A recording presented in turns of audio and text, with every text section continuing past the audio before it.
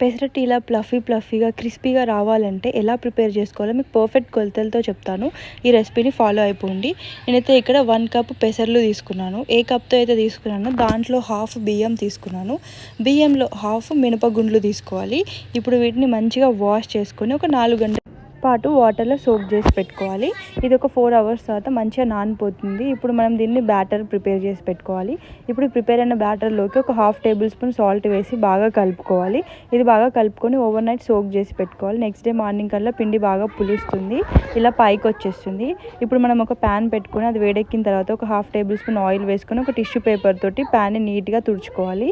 ఇప్పుడు మనం ప్రిపేర్ చేసుకున్న బ్యాటర్ని దీనిపైన వేసుకొని మంచిగా పెసరట్టు ప్రిపేర్ చేసుకోవాలి. దీనిపైన ఒక హాఫ్ టేబుల్ స్పూన్ ఆయిల్ వేసుకొని ఎర్రగా కాల్చుకుంటే వేడి పెసరట్టు రెడీ అయిపోతుంది.